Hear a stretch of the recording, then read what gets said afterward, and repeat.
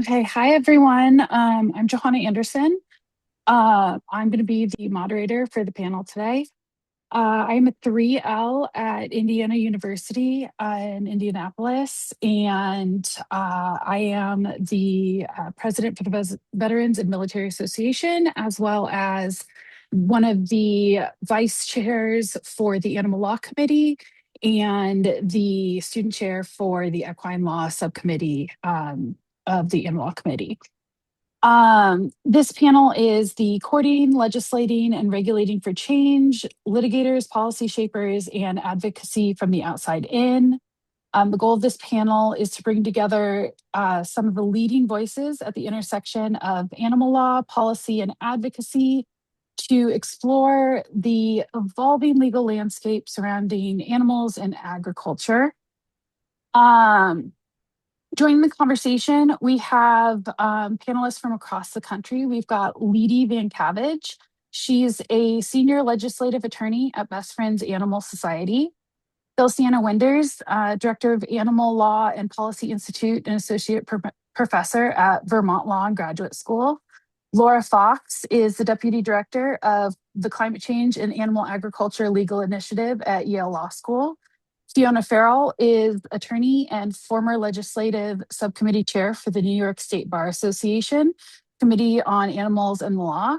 And Molly Armis is the Animal Agriculture Policy Program Manager at Friends of the Earth. Together, they offer a diverse perspective spanning litigation, legislation, academic research, advocacy, and fostering a comprehensive dialogue on the future of animal law and policy. So just to get to know them, and we'll start with Leedy. How did each of you find your way into animal law, and what was your entry point? Litigation, policy, advocacy, or something else entirely? And looking back, were there moments where something nonlinear, unexpected turned out to be essential to the work you did now?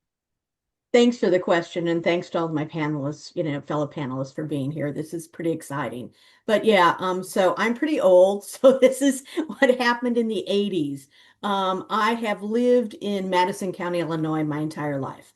And I got, had just graduated from law school, got a newspaper, was reading the newspaper, and a woman was very upset. There was an article in the paper about her turning in her dog to the local county pound, and it was called a pound back then. And she went back the next day to get it back. She had a change of heart, and they had already sold it to research. And I was appalled. I had never known that my county was selling animals for research, and making money off of stray dogs. So I got together with 4 friends and said, let's change this. So we got a petition up, went in front of grocery stores, gathered signatures. We went to county board meeting. I had never been to a city council or county board meeting in my life.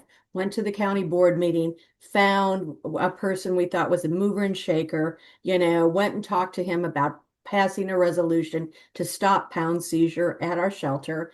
And within 6 weeks, we got it done. We got this resolution passed. They stopped selling animals for research. Yay.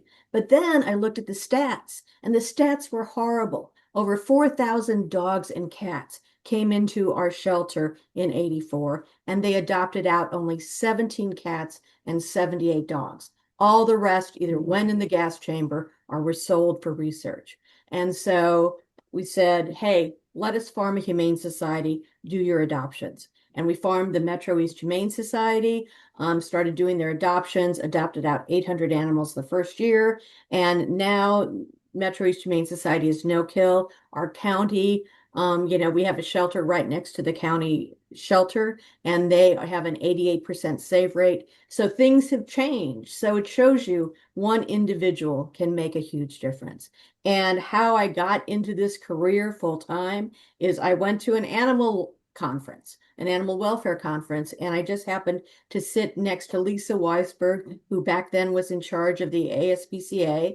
And we headed off. 6 months later, she called and said, would you like to work in animal law full time? And I said, hell yes. And so I was with the A for 9 years, and then I've been with Best Friends for 17. So, it was luck that I got this gig.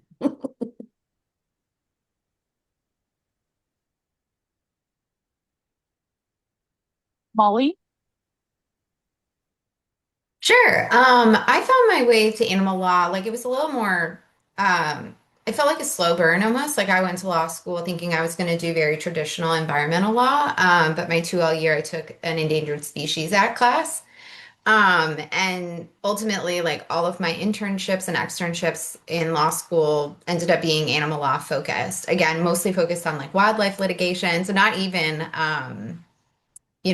policy or advocacy focus, which is what my whole career has been. But um, I think one of the things that I did that was like a little bit different was a lot of times the organizations I worked for, they were large, they had government relations team. And so I was curious and just asked for the opportunity to connect with those other departments. So, um, I did a semester in practice with Defenders of Wildlife, supporting their conservation law team, but I was able to do a, discrete project for their government relations team.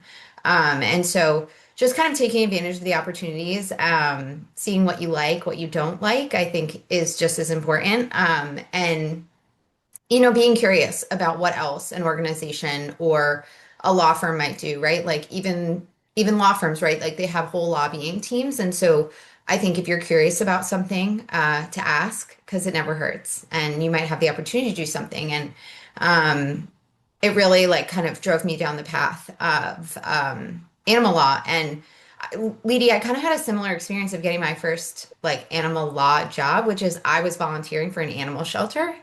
And I met someone at an event that she was also volunteering. We met like one night and she ended up messaging me on like Instagram being like, "Hey, our organization is actually looking for a staff attorney.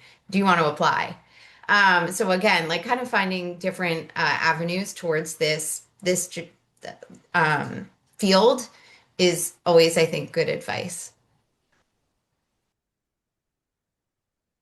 Laura? Thanks. Hi, everyone. Laura Fox. My path to animal law was um, pretty deliberate.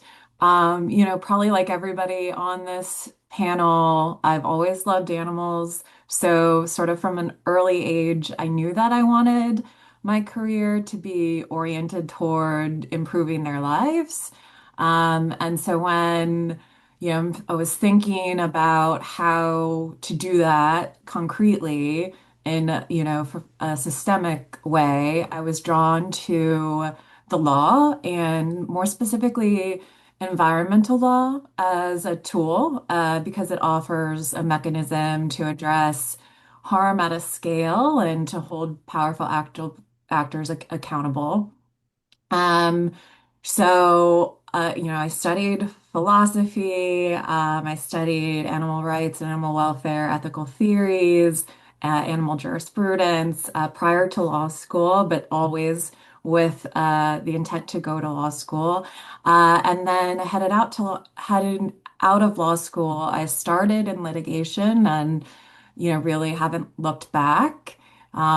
Litigation, while increasingly imperfect, gives you one way to translate real harms, whether to animals or ecosystems or communities, into hopefully enforceable obligations and real world change.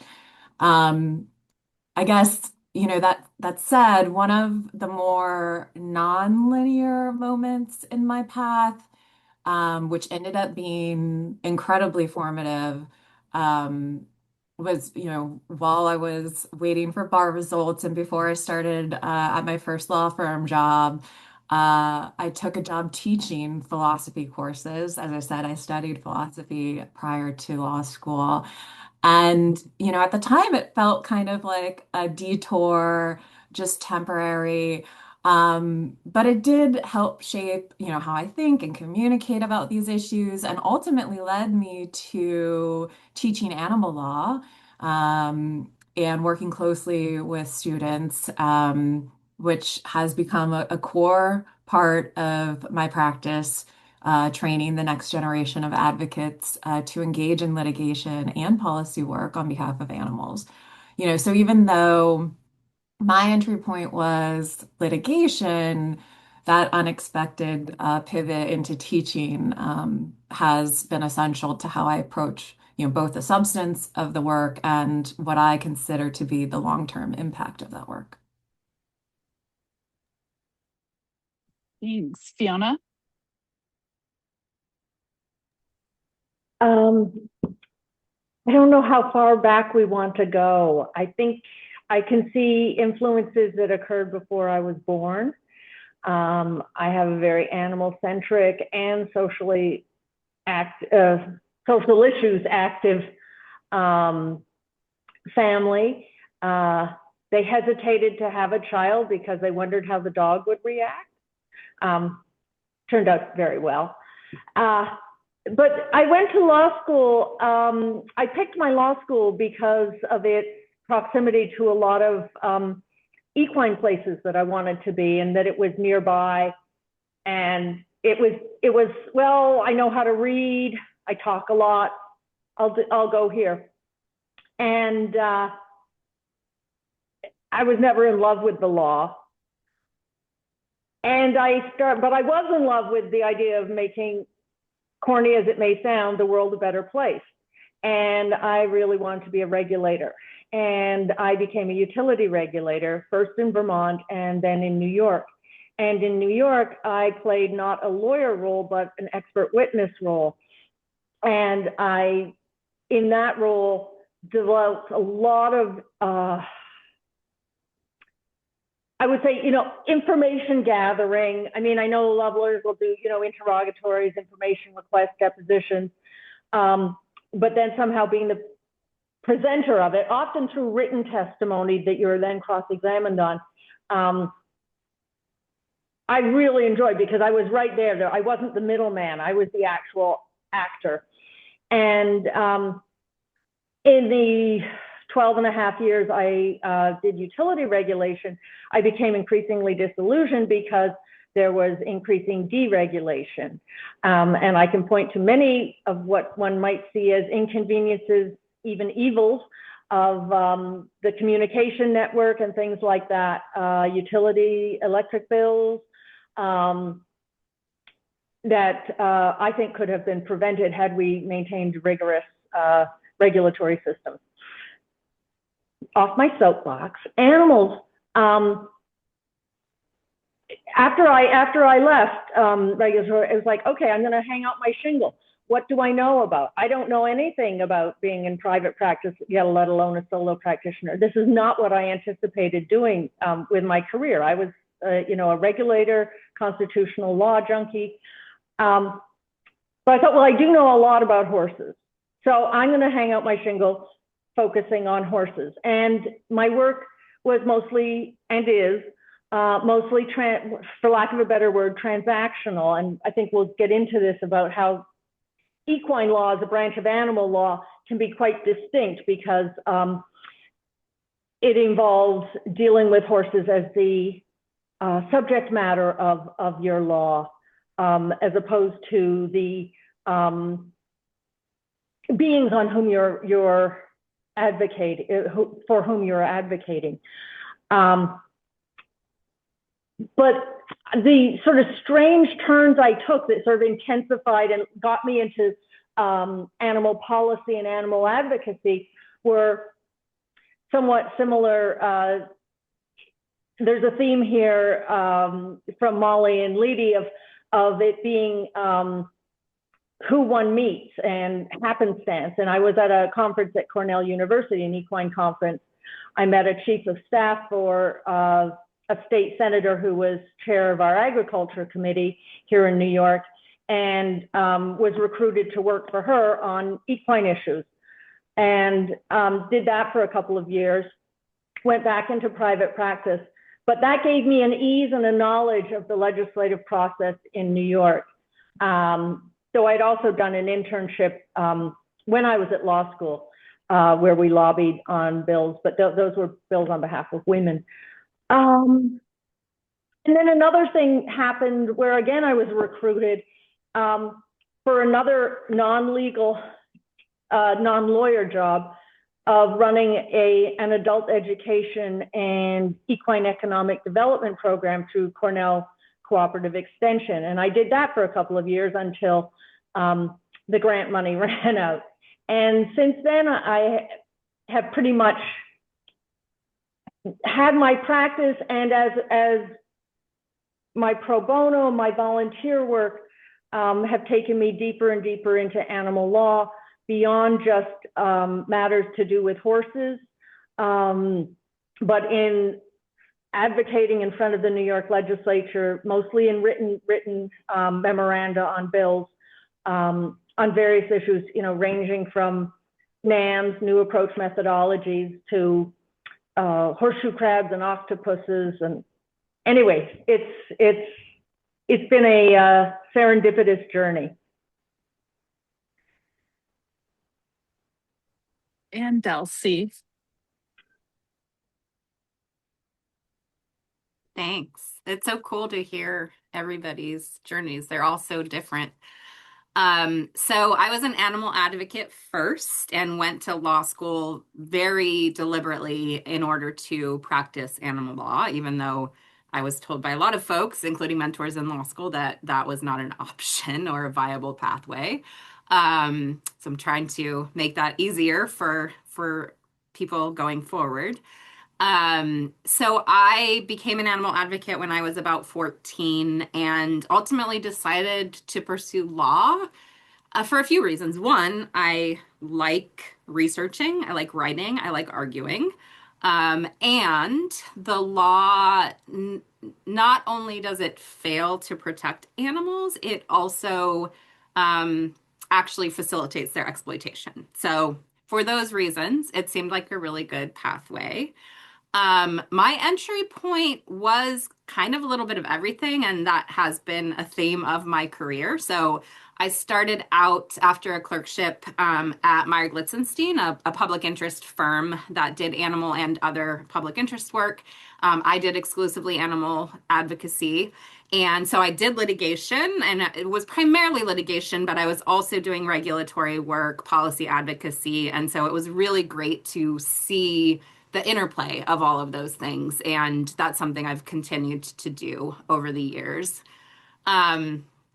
My career has been nothing but nonlinear and unexpected career moves. I have moved back and forth across the country, all over the country. I've lived off of free vegetable handouts. I've just taken the opportunities that came up that I never even would have imagined would have come up. And I'm very grateful for that. One thing has led to another, but you could never know in advance where things are going to lead. And so that's something I encourage folks to be very open to what the world presents to you, because opportunities are going to arise that you couldn't even dream of, and they're going to take you interesting places. Thank you. So this question's for Laura. What do you see the relationship between policymaking and litigation? Do you see litigation and policymaking as sequential, parallel, or mutually reinforcing different strategies in your work? Thanks, Joe. It's a bit intimidating having the first question after hearing everybody's brilliant backgrounds, but I'll give this a shot. I feel we probably are all in alignment that maybe litigation and policymaking are mutually reinforcing tools. They're in constant dialogue with each other. But I think the sequence really depends on the issue, the substance of the facts, the political landscape, and where there's traction, whether it be public support or political will at any given moment. So, in some contexts, I think policy leads, right? You build a regulatory framework or pass legislation, and then litigation serves as a backstop, ensuring those rules and laws are implemented, enforced, and not, weakened or reversed.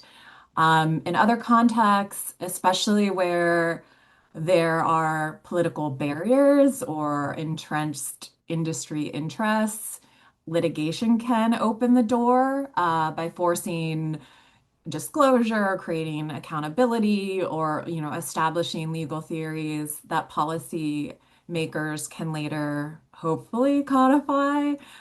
So in my work, that relationship is highly strategic. So for example, in animal agriculture space, we often see significant regulatory gaps or deference to the industry. So litigation, whether it be under environmental statutes, consumer protection law, public nuisance theories, right? It can surface harms that then and generate like a factual record and shift the narrative that could create the conditions for policy change, whether through agency action or legislation. And of course, strong policy frameworks make litigation more effective, right? So having clear statutory standards and regulations give courts something concrete to enforce. So I think the two, policy and litigation, operate, less in a linear sequence and more like a feedback loop, right? Each strengthening and informing the other depending on the context. I'll just add, though, that litigation can spark backlash. So, particularly we see this in the animal agriculture space, which is my focus. And, we've seen legislative responses to lawsuits aimed at insulating the industry, so strengthening right to farm statutes, expanding preemption, or, enacting ag-gag laws.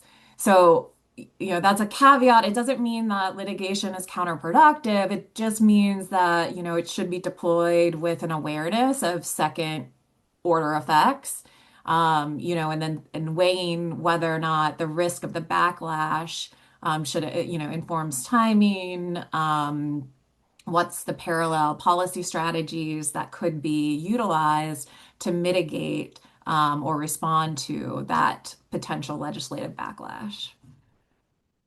Thanks. Thanks. So this question's for Fiona. It's, I guess, different side of the same question. So sometimes we do view litigation and policy as separate lanes. In practice, though, how do they operate as this symbiotic system like Laura discussed, rather than competing approaches? Can you share an example where you used litigation to create leverage for legislative or regulatory reform, or where policy advocacy laid the groundwork for a successful litigation?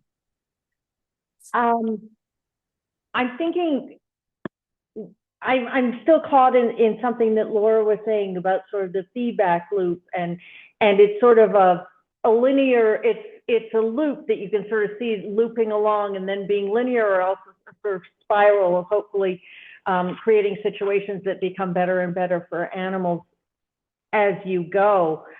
I think one of the symbiotic areas that I've seen has been that of, there was in the late 2010s an undercover federal investigation into horse racing and the use of performance enhancing drugs, which I'm going to refer to as PEDs.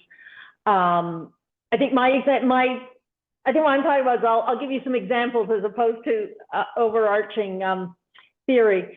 And as a course of this investigation, it was found out there was this widely existing doping ring, international, from United Arab Emirates to here and back again, and involved dozens of racehorses, dozens of trainers, dozens of people. And the lead person behind this was a veterinarian who was convicted in 2022 and is serving an 11-year sentence. And there have been 11 others who were convicted. Meanwhile, what was going on in Congress and the U.S. Senate was advocacy from a Kentucky senator and a New York State Congress rep for uniform national regulation of horse racing. And there had been resistance to this for years. It was just resistance because people resist regulation. Back to my favorite hobby horse. But in light of the horrors of what came out in this PED horse doping, at least over 20 horses died as a result of this. There was more popular support, more congressional support, and what was known as the Horse Racing Integrity and Safety Act was passed, and it went into effect in 2022, 2023, and it is in effect today, except for in 4 states. And it has brought down the mortality rates among racehorses in the jurisdictions in which it is enforced. It is only applies to thoroughbred horse racing. It does not apply to standardbred horse racing at this time. So this is a case where there was litigation, there was criminal prosecution, which then gave traction to advocates for increasing equine welfare. I wouldn't say it was an equine rights matter that prevailed in passing of federal law. If we go back to the 1970s, there's a more, on the civil side, it started out with a statutory change, with a change in negligence law from contributory negligence to comparative negligence. And after that happened, there was a blossoming of, the doors to negligence lawsuits were opened wide, including negligence lawsuits for people who are injured in horse riding accidents. So the American Horse Council led a lobbying effort to create what were known as Equine Activity Liability Acts, which basically were statutory adoption of what was common in many states of what's an assumption of risk doctrine, that horseback riding is dangerous. When you assume so and you do so knowingly, you are assuming a risk, and if you get hurt, you have no grounds. This becomes a complete defense. However, the equine industry wanted these things enshrined in statute, and they are today enshrined in all but California and Maryland. So this is an example. And in the meantime, parallel to this, there is a development of a whole body of the assumption of risk in equine law, both with and without the context of Equine Activities Liability Act in the background. So those are some of the places where I see it actively interacting. Thank you.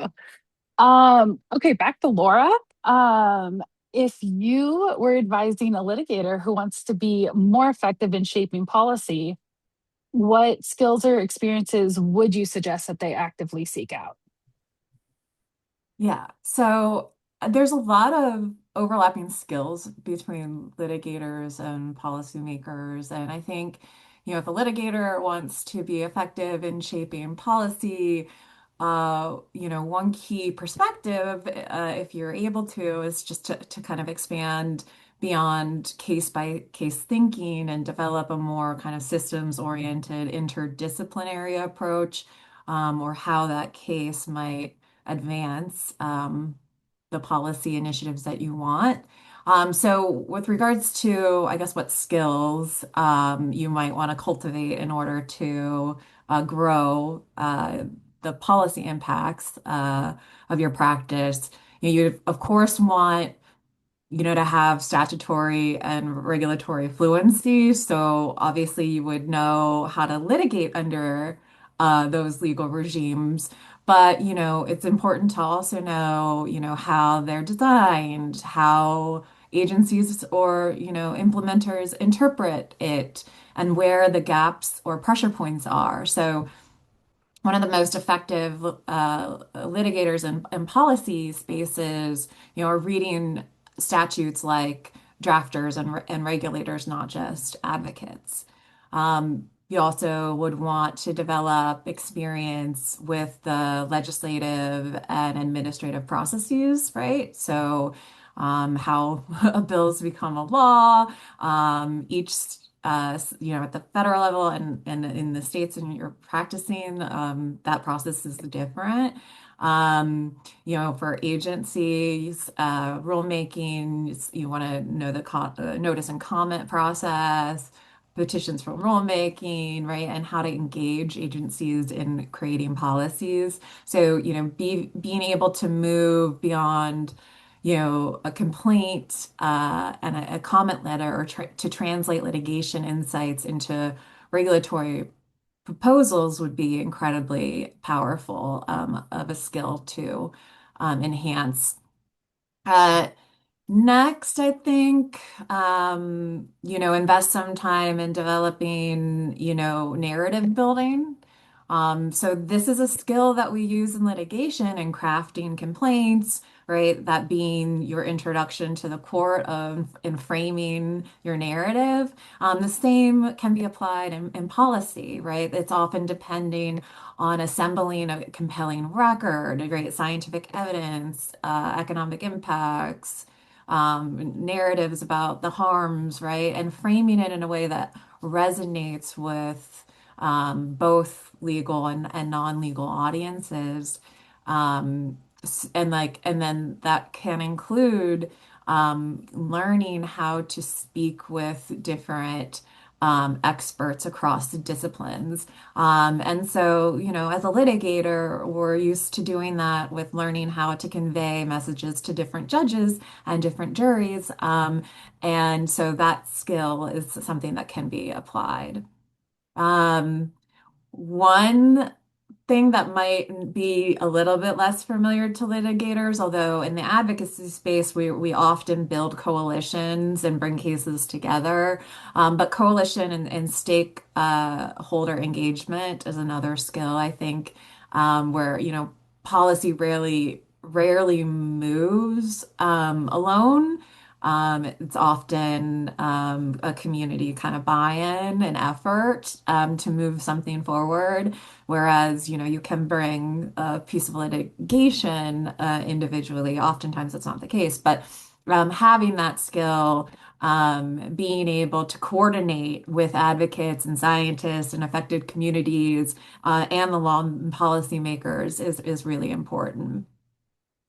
Another skill is strategic communication, which if you're doing impact litigation, you're also likely doing some press about that litigation. But that's definitely a tool that you want to be employing when trying to influence policy, right? So, and this goes back to how they might be used in tandem, right? Like if you want to create more public awareness about a policy issue, there might be some strategic litigation that could be brought to surface issues that then can go in shaping a policy um, uh, and making sort of that become more politically feasible. Um, and then finally, I'd say to seek opportunities that toggle between litigation and policy work. Um, so even short-term roles like fellowships, or collaborating with lawyers doing the policy work, can kind of sharpen your ability to align the two. Thank you. Delcy, if you could answer maybe on the other side of that for policy professionals working with or alongside litigators, what makes a legal challenge genuinely useful rather than disruptive? Yeah, and a lot of it is sort of just the converse of what Laura went through. And I think some of the stuff that she got at in her first response applies here too. But I think bottom line is we ideally, policy advocates and litigators would be working side by side more often, would be talking to one another more often. And so I think that can be really helpful for a number of different reasons. So, for example, I can't tell you the number of times where I've seen folks have done a ton of work, years and years of work to get legislation passed, say, and it turns out that it's not enforceable for some drafting reason, or there's some other fundamental issue that perhaps a litigator would have spotted much more quickly and, earlier in along, so you wouldn't have to amend the legislation. We know it's so incredibly difficult to amend legislation to get it passed in the first place. I think that happens in the administrative law context as well. Sometimes policy advocates will come to you and they filed a petition for rulemaking years ago, but they didn't build the administrative record in precisely the way that you need it in order to litigate. And so then you need to start from scratch. But if y'all had been talking to one another from the get, would have been much further along. I think the same can be true in the context of commenting and building a record in that context. And yeah, so I think those are just some examples where it's different skill sets. And I don't think in order to do policy advocacy that aligns with litigation advocacy, you don't have to become a litigator. You don't have to get all those skills yourself, but you should find some folks who do have that expertise, who you can pick up the phone and call, and you can do that from the outset and then continue talking to one another.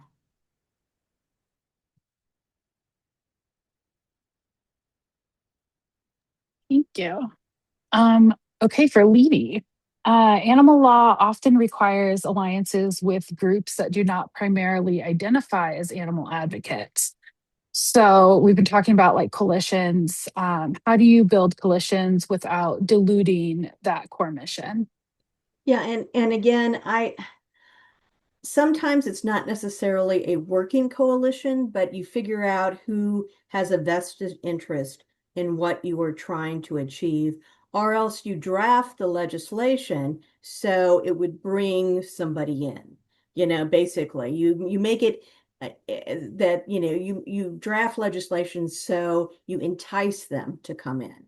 For an example, in Illinois, we wanted to make sure that we could have trap, neutered, and returned for feral cats to humanely reduce the population. And so I was drafting a pet population bill, and I needed a definition of feral cats. So at first it was a pretty standard definition, like, unsocialized, whatever. But then I thought, okay, let's include any barn cat, basically that they could get their animals sterilized for free. And then after it was introduced, I went to the Farm Bureau, who's not necessarily helpful on a lot of animal legislation. But I said, hey, farmers get subsidies. They understand that. And I said, this is really a subsidy to get your barn cats fixed. You should support this. And they did. They basically, filed slips in support. So that was extremely important. And so, you think about who can benefit, not only, when you're lobbying, but when you're drafting too. Another example is when I was with the ASPCA, we did a lot of work getting anti-cruelty laws passed. And one was to, target, states that had gotten rid of, bestiality, so basically they had, when they got rid of the sodomy laws, the bestiality laws went too. And so we were trying to get anti-bestiality laws passed. So basically in Illinois, I was having a really hard time getting some traction until, and again, this was, early 90s. or I'm sorry, late 90s, early 2000s. And I decided that, okay, these are morality issues, even though, so who can I call? And I picked up the phone and called the Eagle Forum. And I don't know if any of you know that, Phyllis Schlafly. And my husband was appalled because I'm very much into, equal rights and, pro-choice. But I picked up the phone and called the Eagle Forum, and they showed up in force to fight for this bill to get rid of bestiality in Illinois. And we did it. So again, it was a coalition just on that issue, but we got it done. And so just, think creatively because, lobbying is like chess. You look at the board and you figure out how you can move things and how you can, deal with the different players involved. So again, and it's fun. So those are some coalitions that I think, especially in drafting, think who else you can get into the mix. There's a bad bill in Illinois right now that would mandate any dog that gets into a shelter and is deemed vicious or dangerous. And dangerous, they don't even have to bite anybody. They just chase somebody and somebody's scared. That it would mandate shelters kill those dogs. And so basically, we are fighting this, and to fight it, I called the Internet or the Illinois Municipal League and said, this is going to cost you money because you're going to be housing dogs for a longer time and you're going to be killing more dogs. And so they put in a slip against it. So again, you think of creatively who could be for this, what is the fiscal impact, and basically how to just bring everybody together. So I'll shut up now. Well, you say you'll stop talking, but then the next question's for you again. Um, so, one thing we do often overlook is administrative advocacy, and a lot of students and early career lawyers tend to overlook administrative advocacy. And to clarify, by administrative advocacy, we mean like measures such as ABA resolutions. So why is administrative advocacy such a powerful and underutilized tool for advancing animal protection? Well, the ABA resolutions are a miracle. I mean, they are when, I first joined the committee and, we found out that you could get resolutions passed to the House of Delegates. It was like the ABA means something. It is a wonderful organization. And if you show this to city attorneys, to county attorneys, to state legislators, they will pay attention. So I swear there is not a week that goes by where I don't send out an ABA resolution to some city attorney or county attorney. And they are often persuaded by it. So we have wonderful ones, basically saying, that there should be a trap, neuter, return of feral cats should be allowed to get rid of breed discrimination, to deal with the victims of cruelty. I mean, there's so many wonderful resolutions our committee has gotten passed that you need to familiarize yourself with them and use them in the context, to help improve things at your local shelter or your local state. But it's a miracle. I mean, the resolution process, it was amazing. And I remember there was one meeting, if Joan Schaffner's on this, she will probably remember, but we were trying to get something passed. And again, TIPS at the time was like, well, this involves animals and is it really a TIP sort of thing? And I was trying to make the argument, and Joan Schaffner said something that I didn't think was politic, and I kicked her under the table, and she yelled, "How you kicked me?" And I was like, "Ixnay on the Utre, we're trying to get this done," and so we did get it passed. But again, it's choosing your audience and your arguments. But now TIPS has fully embraced the resolutions, and it's a miraculous thing. I think Fiona also has experience using some of the ABA resolutions to get stuff done at a state level. I feel like I'm the beneficiary of the groundwork of the work that Leedy and Joan and Molly more recently have done. And I'm thinking of two resolutions, recent ones in particular. There's the resolution 502 from I think it was February 2024, And then in October of 2025, Resolution 504.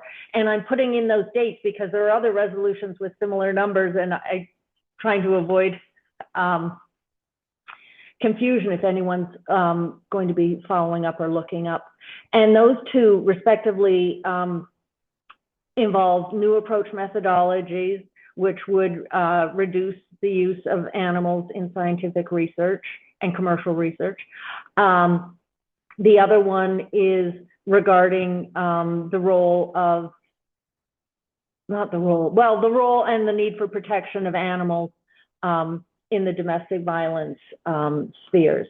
And that we cited both those and the reports that are backing up the language of the, there's a wealth of information in the resolution, not just the language of the resolution itself, but the accompanying report. And again, not only the report, but in the references in the footnotes that just people can mine for all kinds of data to support their position.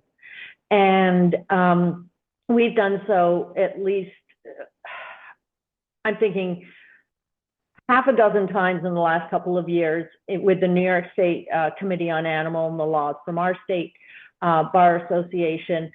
We had a co-sheltering bill, which was that animals to provide grants to homeless shelters and domestic violence shelters so that there could be both technical assistance and monetary support for renovation so that animals could go with their people to the shelters, because this is, animals are used as leverage in the power dynamics of domestic violence. And then of course, the crucial role that an animal plays in supporting someone who's unhoused and their reluctance to go to a shelter if it means being parted with their animal. And also in terms of, say, our felony animal abuse laws, looking into this resolution and looking to violence towards animals as an additional ground for orders of protection, and that passed in our most recent legislative session. So I think citing to these resolutions, it's like what Leedy said, people pay attention. The weight of the ABA is incredibly significant.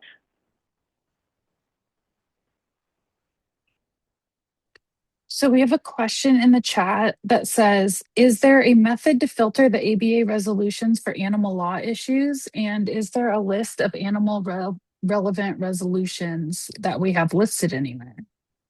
Yes. I have seen it. I don't have the link, but I will try to find it. Yeah, it should be like you should be able to filter like on the American Bar website, like anyone, not just members, should be able to filter by like tips. So the tort trial and insurance practice section sponsored resolutions, and the overwhelming majority of them are animal law resolutions.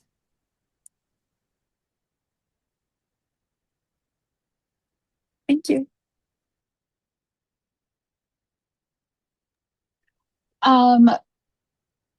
So I'm actually gonna skip to Molly, who we haven't heard from in a while. Animal agriculture policy often involves entrenched industry interests and economic arguments. How do you reframe animal protection in ways that resonate with policymakers focused on land use, climate, or food systems?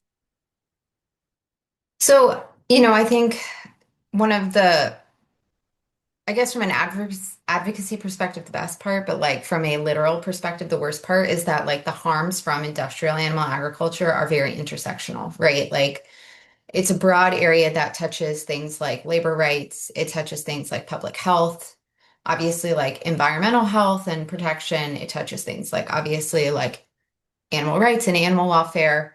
And so being able to kind of, going back to what Leedy talked about, but having a diverse coalition involving multiple stakeholders who have, concerns or issues or just a stake in reforming industrial animal agriculture, moving away from that type of food system, I think is really, really important and can be very impactful for policymakers. I think, again, right, like there's a lot of arguments around the role that industrial animal agriculture plays when it comes to climate change, right? And we have a lot of climate champions from the federal level all the way down to the local level. And so putting it in the context of like, this is how it exacerbates climate change can be very, very powerful, I think. But again, I think a lot of that is building relationships with other stakeholders and really understanding their concerns and how you can frame and pull them into, your wider um, focus when it comes to animal agriculture. I think I think another thing that um, kind of comes up a lot, like, is, economics, but like there's also, I think, a good, strong economic argument against, right? Especially really large scale industrial animal agriculture, the impact that it has on, folks' livelihood, the price of their homes, the quiet rate, like quiet enjoyment of their own property, the way that it impacts ecotourism. I talked to a professor when I was visiting Iowa. And Iowa has a ton of hog concentrated animal feeding operations, or CAFOs, and they do not have great environmental protections when it comes to water quality. And he told me he goes to surrounding states to kayak, right? Because the water is so bad in Iowa. So I think there's economic arguments against this industry as well. But again, it really does come back to identifying, and this is, I think, a core part, right, of lobbying and advocacy in general, is like when you're talking to a decision maker, understanding who they are and what resonates with them. Like, what do they care about, right? And I think, especially, I mean, you can do it all the way up to the federal level, the state level, the local level. Like, these are your neighbors, right? I think there's a lot of times for people, there's like a level of intimidation when they're talking to decision makers, but they're members of your community, right? Like, they might go to the same vet as you, or the same house of worship, or the same grocery store. And so kind of like thinking about that and understanding who they are and like what really resonates with them makes a difference, I think, broadly within animal law and animal protection, but certainly for animal agriculture as well. And I think it's definitely, the mark of a good advocate who understands who they're talking to and is able to shape their argument and their position in a way that will resonate. And it always helps to have someone who is, locally impacted or is a constituent, especially if you're talking to a member of the legislature. I think, and again, people come from like a variety of perspectives when it comes to animals. And like, I think understanding them deeply and I want to say taking advantage, I mean, not non-derogatorily, but like kind of trying to grab a hold of that, right? Like, I used to lobby a lot. I lobbied for the Humane World for Animals as a Virginia state director. So in Virginia, one of our biggest champions, particularly on the issues around like research animals, is a very, very conservative Republican. But he was a man of like complete integrity who had really strong feelings about like, you know, life, frankly. Like he was one of the only Republicans to vote in support of banishing the death penalty in Virginia, right? And he definitely, you could see the way that that sort of came across in his animal advocacy as well, and the passion, particularly he felt for beagles. Um, and so I think just kind of really deeply understanding that and who they are is really important.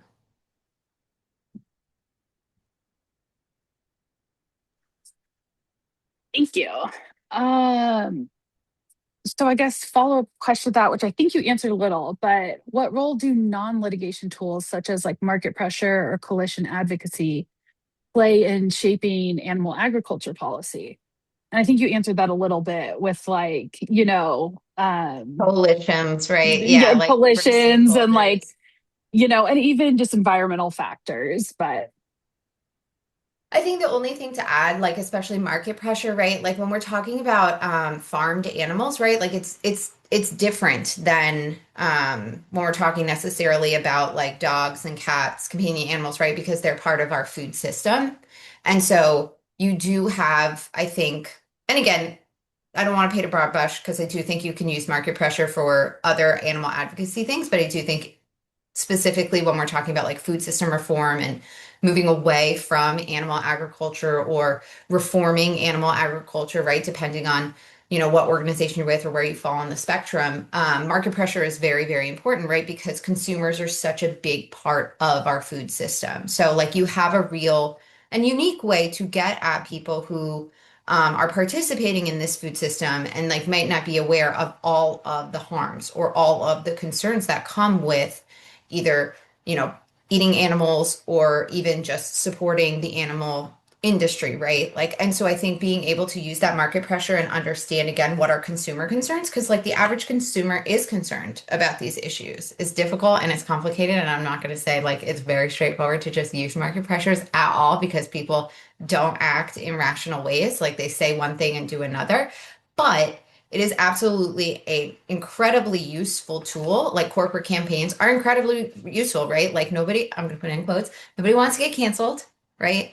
So corporations, I think especially, are very like acutely aware of like their image and the way that they come off to consumers. And I think especially like the newer generation, right? Like Gen Z, very, very like conscious of those aspects of corporations and companies. And so I think market pressure does have a big role. I just personally have never worked on a corporate campaign. So, Lidi, your work is a little unique. It includes advocacy within like the Navajo Nation, where sovereignty and culture and animal welfare all intersect. What unique challenges and opportunities arise where it occurs within those tribal legal frameworks and you have those additional challenges? Well, again, you try to, you need to, it's all relationship building and showing up and being there and being consistent and asking the community what they want. I mean, we have Best Friends has a pilot program with Kayenta Township on Navajo, with their shelter there.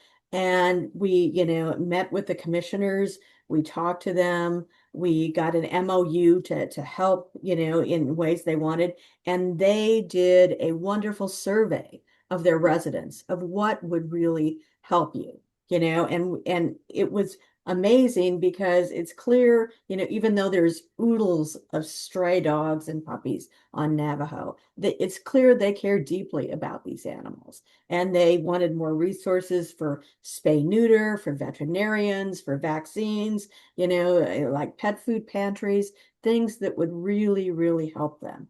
And so you can't assume what a tribe wants. These are sovereign nations. I'm a Billy Ghana. I'm a white woman.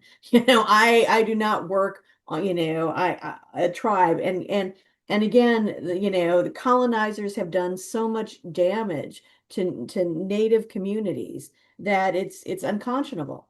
So any way that we can help them with what they perceive their needs to be and to continue to show up and not just a one and done.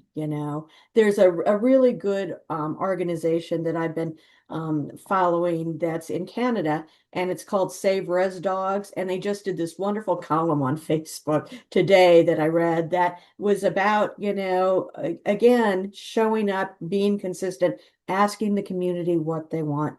Because again, they're sovereign nations. You don't go in there unless you are invited, and again, you try to help in any way you can in what they need. Like we were doing spay neuter clinics there, and then this winter somebody said, "Hey, do you have any straws?" So we were able to organize a straw drive and got them straw for the dogs.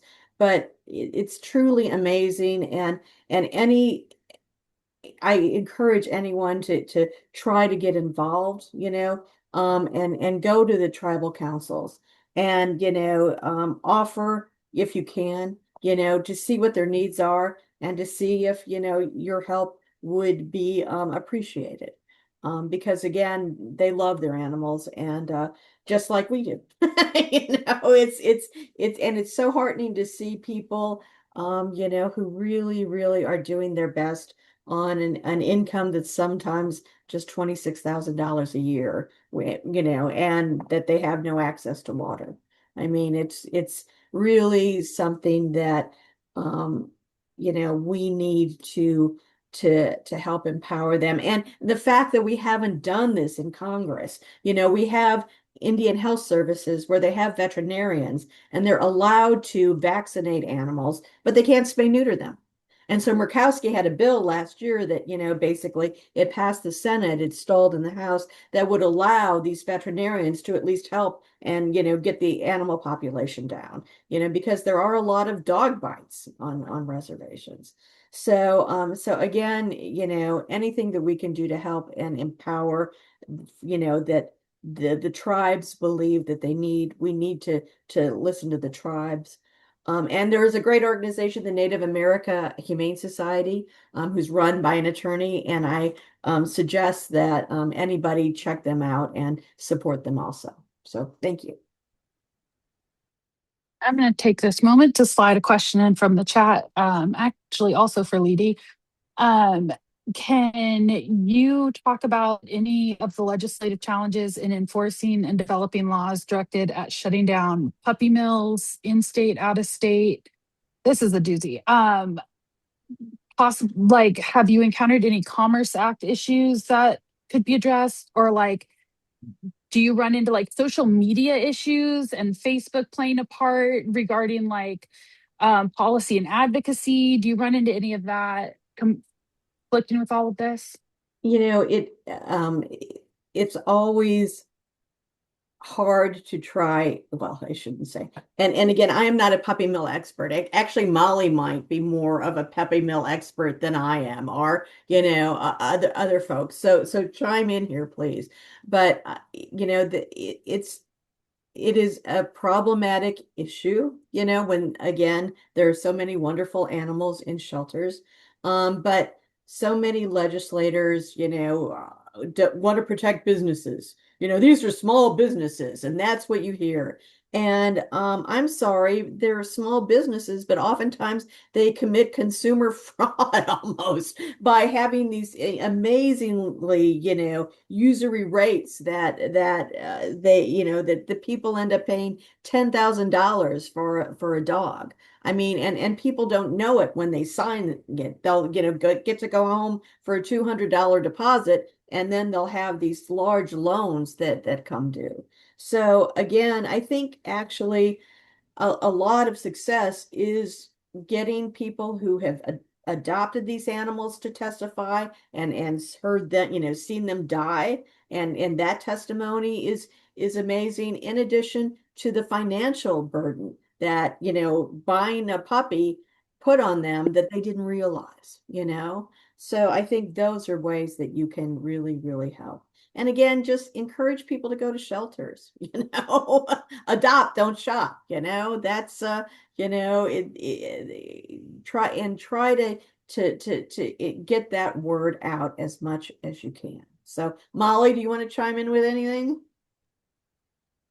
The only thing to add is I hear what they're saying about enforcement being a challenge, right? Because of the fact that you can ban it in your state and depending, right? Depending how big your state is, you can go online, find a puppy, hope that it's not a puppy scam, which is incredibly common. I think peddlers in puppy mills are incredibly creative nowadays about how they are promoting things, right?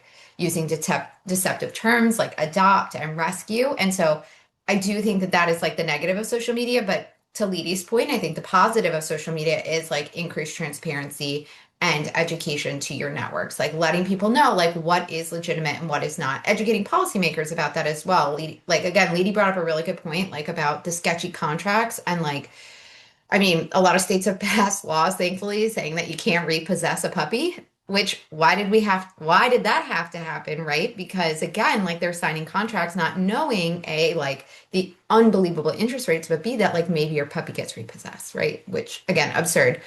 So yes, enforcement against puppy mills is challenging. The federal government needs to absolutely step up more in that respect. I think other states need to step up more as well, but I do think that there's advantages to education and transparency when it comes to social media. Okay, mine and Fiona's favorite thing to talk about. The words. The equine sector often sits at the crossroads of agriculture, sports, culture, and economics. So, how does animal policy work in the equine space, and how does that differ from other areas of animal law, and particularly at the state level in New York?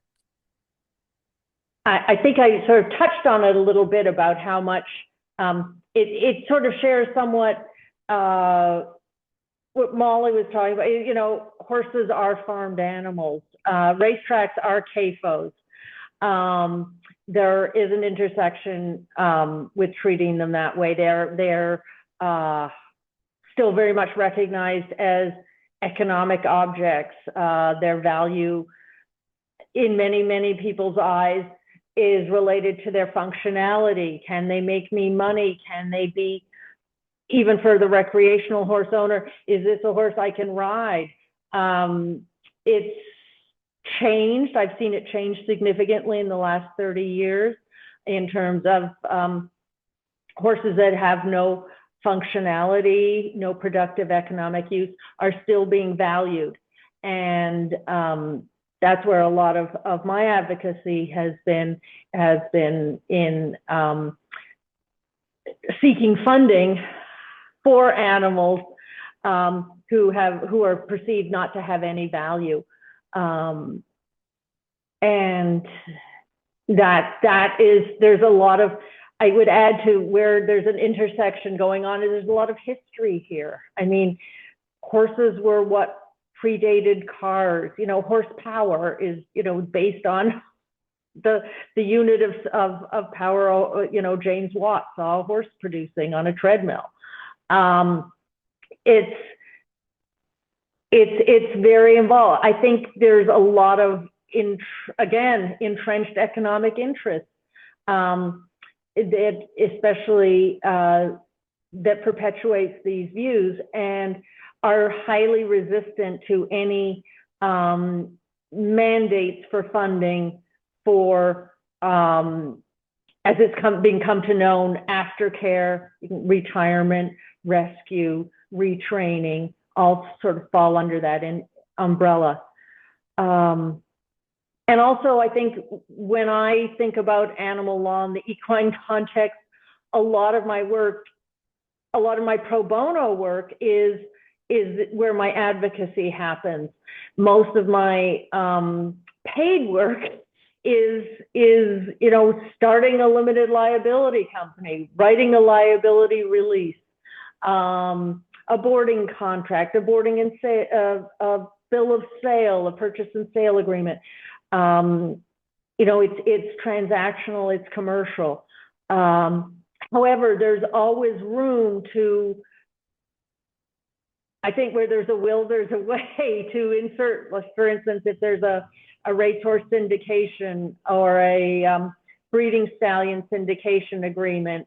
And by syndication, that's sort of the industry term for a partnership agreement or a limited liability company with various members, that money will be set aside, that income will be set aside to sustain the welfare of the horse after it is raced or after its breeding career is over. And those are contract provisions that I urge my clients to put in, or in a boarding contract to have something that puts the welfare of the horse as a paramount consideration by both the stable owner and by the owner of the horse. So there are ways to, again, it's on the welfare end of the spectrum, not the rights end. But I hope that it works that way, you know, in a more benevolent world for horses. So, I think I'll ask Delcy and then Laura. For law students or early career lawyers interested in animal law litigation, what experiences, coursework, or early choices do you think matter the most? And which ones do you think matter less than people think?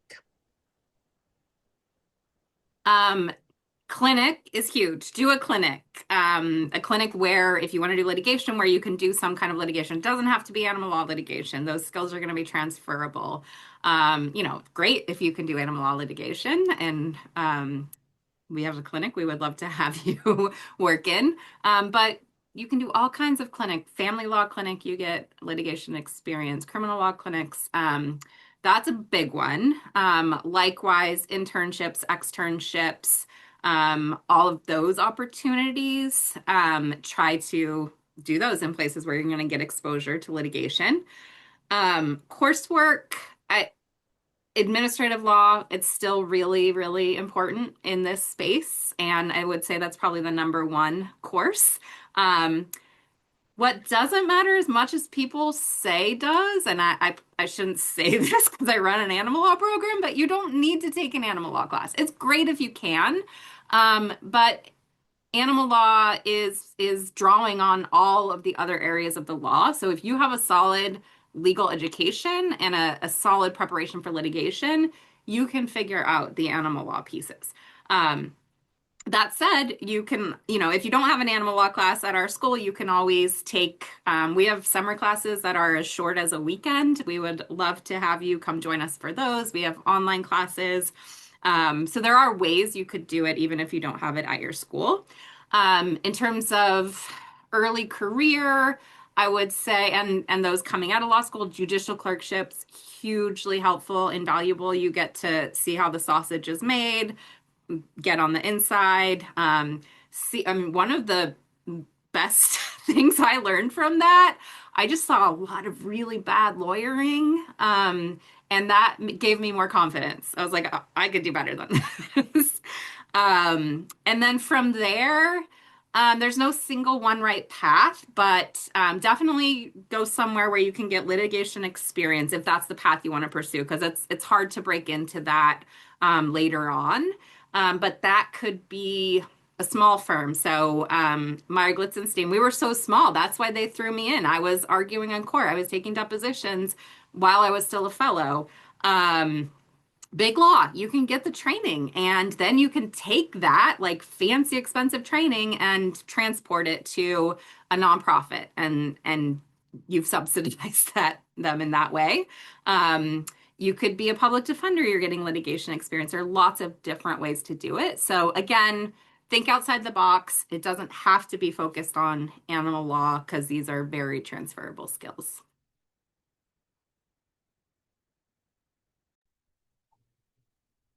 And I can add to it. I think Joe, you indicated that. So I would echo everything that Dulcie said. Clinics, right? Experiential learning is going to be the best bang for your bucks in getting you the skills necessary to feel like you are ready for lawyering when you get out of law school. Um, what matters most? Core litigation skills, legal research, writing, procedural fluency, right? So, master your civil procedures and evidence courses. Focus on your writing. You want to cultivate very strong persuasive writing skills. I think those are the most important. I think, yes, Delsey's correct that less important are courses that are, niche animal law coursework. Um, while that can express interest, right, in the field, you can do so in other ways through the internships that you take, the writing that you produce, and even making sure that when you are in doctrinal classes, like constitutional law, you see how it applies in the animal law context. Or property law, right? So you can take all your core legal courses and apply it to what you want to do. Um, then harder, I think, in legal training, just because there's so much different aspects of particular knowledge to learn. But if you've identified what area you want to practice in, whether it be like wildlife conservation or industrial animal agriculture, being able to have sort of an interdisciplinary literacy of the science, the data, what experts are saying in that landscape will be helpful. So whether that be, thinking of another master's degree to supplement your JD, you don't have to become that expert, but it's really important to at least have a baseline knowledge so that you can identify what questions to ask the experts and when, an expert might be needed. So those are kind of things I would focus on. Okay, I'm gonna go with last question here. And um, if you could give one piece of advice to someone who wants to create a meaningful, lasting impact for animals through the law, what would it be? Leedy. I think you have to be tenacious no matter where you choose to focus. But I would hope that, you know, as Tip O'Neill said, all politics is local, and politics is not a spectator sport. The animals can't speak, we need to speak for them. So again, if you can become, if you can run for city council, if you can run for any office, we need good people who care about animals in politics. We also need good city attorneys because part of my job now is looking at animal ordinances and county ordinances, and some of them are just, you know, they make no sense. They make no sense whatsoever. It's clear the attorneys don't understand animals and our species. And I before law school, I was a zoology major, so it just drives me crazy that they do these things. So again, if we have somebody, who cares in these capacities, or even just volunteering at your local shelter, like, that's how I got involved. That's and Molly, like at an event, that's how she ended up, get involved with your local animal shelter, volunteer, see who you can meet, see if there's any policies that need changing.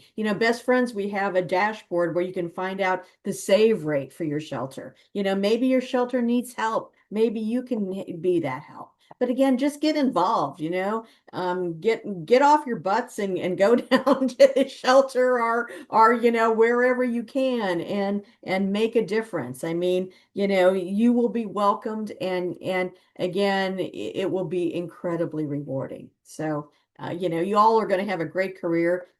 All you have to be is tenacious. Molly. I think I would give two pieces. One is like be proud and outspoken about your interest in animal law. Like I talk to law students and sometimes they're like, there's a lot of issues in the world. There are a lot of competing priorities, but I think that taking hold and saying this is a legitimate legal scholarship, this is a legitimate practice area of law is like really important, right? Animal law is a social social justice, right? Like I think we've covered the gamut of the ways that it intersects with people and our environment. And I think it's really, really important to like emphasize the intersectionality of advocating, litigating, right? Making change for animals. And I think be proud of that. Don't be embarrassed about that. Like own that. I think it's really, really important. And I think it only makes things better for animals when we do that. I think the other thing is like it's really important to be political, to be engaged in the political process, to understand politics, because that is such a big part of making change for animals, right? We talked a lot about litigation, but also the role that like legislation and regulation and the way that those things impact animals. I think it's really important to pay attention to all of your elections. Always remember to vote. Like I think those things are really, really key to making change for animals. And I think it sometimes it's hard to convince people to, especially people who really love animals, it's hard to convince them to engage in that way, but it's so important. It's so important to know who represents you, what they believe in, and to ensure that, that again, it might not necessarily, one day we'll get it to a point where it's part of their political platforms, all of them, but like it's important to know where they stand on these things. And it's important to bring these things up. And you can, and again, talk about it from all different angles, right? Like if you care about factory farming, talk about climate change, talk about food system reform. If you care about puppy mills, talk about consumer protection, right? Like there's so many different ways that we can, again, pull in that intersectionality of animal law to make a difference. So those are my two big pieces of advice. Laura. Amazing. So, okay. Lawyers who want to make the most like meaningful and lasting impact through animals, I think, we all come at this as being passionate about those issues, but it requires a lot more than just being passionate, right? You need to be credible and effective, right? So this means mastering the doctrine, procedure, evidence, right? Understanding real leverage points, so that you're able to make lasting change. So while we're approaching this work with vigor, with passion, it's really easy to burn out. So the other thing that I will say is self-care, right? This work can be daunting, like all public interest work. In the animal agriculture space, we are confronted with multiple existential threats, from climate change to the next pandemic through the zoonosis, to egregious environmental injustices and community and worker harm, to death at a massive scale, right? And each one of those buckets could be enough to drown you and burn you out. So come at this work with all you got, but in order to do that, take care of yourself too. So find something that rejuvenates you. I'm fortunate enough to live in Vermont in a beautiful location and get outdoors as much as possible. We're approaching mud season, so not the best, but that's something that gives me sort of a rebirth and ability to come at this work again and again every day. So prioritize self-care as well.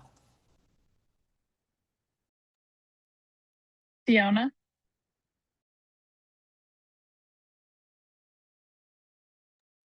Fiona, you're muted. I'm sorry. It's interesting, Laura said that passion is not enough, but I think that passion has to be your starting point, and it is not enough. I think the passion combined with curiosity, to take those deep dives into, like, say, the substance of a particular issue, the substance of the processes you need to know and become really familiar with it so that you can just work. I think that with knowledge and with depth of knowledge comes ease, and with ease comes your effectiveness. And I think the more that it becomes second nature, I think this can also lead to preventing, again, what Laura said, building on that, preventing burnout, because it is something that it will never be sliding, water sliding off a duck's back. It's incredibly emotionally grueling work. But the more you know, the more you don't have to second guess yourself, the more you have delved into things. And again, I think this is where passion and curiosity are my sort of two key words. The better you will be in yourself, and the better you will be for the animal. And Elsie. Thanks. Building off of what Fiona just said and what Laura said before her, there's so many different ways to do animal law, and there is no one right way. There is no one best way. So I would encourage you to try different things until you find a way to do animal law that that you love the work itself. Maybe not every single day. Nobody loves their job every single day. But generally speaking, you love the work, not just the goals and the things that you're accomplishing. Because one, yeah, if you burn out, you're not going to help anybody. But two, you're also an animal and you also deserve to thrive. And you can do animal law, help animals, and also thrive. So we have one question that was pre-submitted. It does go to the heart of local shelters, and honestly would have been best answered by Cara, who was supposed to be here today, but is busy doing lawyer things. Uh, but the question was, How should the animal law community evaluate whether large national advocacy organizations are advancing genuine shelter reform versus prompting policy models shaped by institutional self-interest, financial incentives, weakened transparency, reduced local responsibility, and unclear measurable outcomes for animals? So, if anyone wants to speak to the importance of local shelters,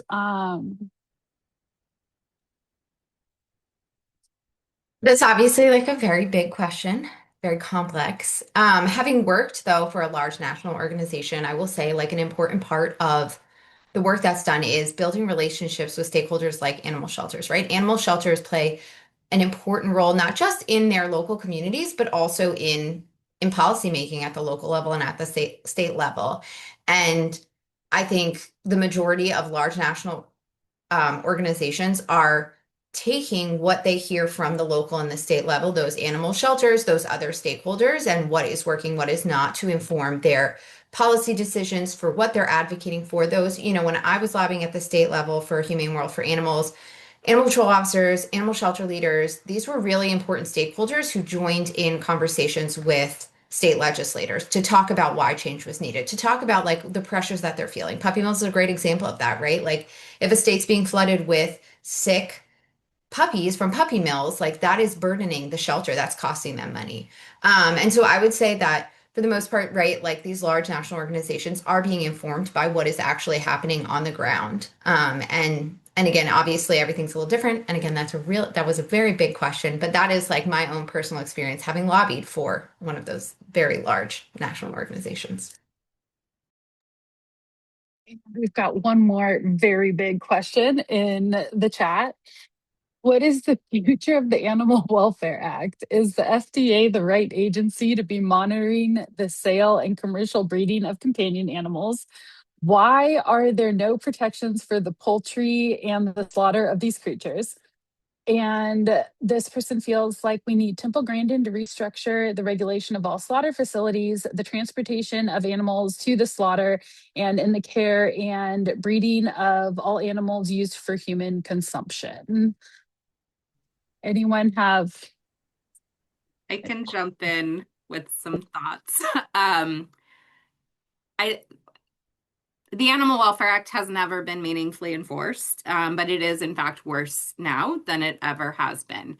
I think at this point, its primary value is it generates useful information that can then be used in other efforts to advocate for animals.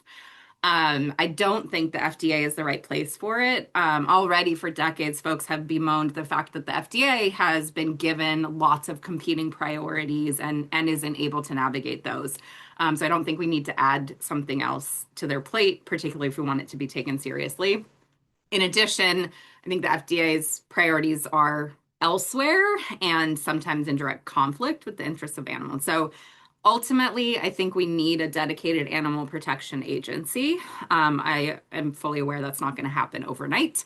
We are starting to see it happen places at the state level, even the local level, and nationally in abroad.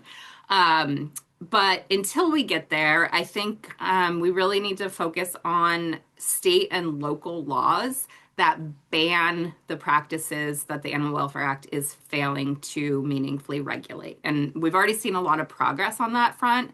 A number of states and 500 localities have banned retail sales of dogs and cats, sometimes also rabbits, sometimes even other animals. Similarly, numerous jurisdictions have banned traveling wild animal acts or traveling animal acts more broadly. Sales on bans on the sale of cosmetics made using animal testing, so that sort of thing. Poultry, so this comes down to the USDA. The USDA is like what it all comes down to. But USDA has interpreted both the Humane Methods of Slaughter Act and the 28-hour law to not apply to birds.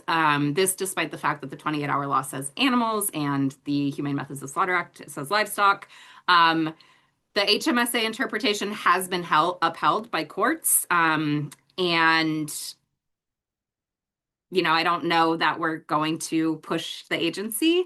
That said, they do interpret the Poultry Products Inspection Act as requiring humane handling and slaughter of birds. The problem is just the way that they are enforcing it or not enforcing it. So their enforcement policy itself is problematic, and the fact that they're not following their own policy is problematic. And all of this is now being exacerbated by the move to speed up slaughter even more. So right now we're really focusing our efforts on pushing back against that. The comment period ends on April 20th, but there's a lot of work to be done on this front.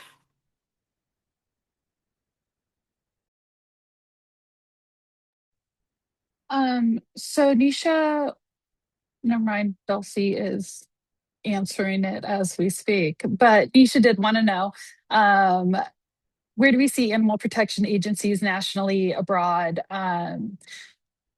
Do we have an answer to that? And Dulcie's answer was Spain and India are two of the countries that have national organizations. Other than that, we are at our time. So thank you everyone for your contributions today. And it was lovely having everyone. And thanks everyone for coming today.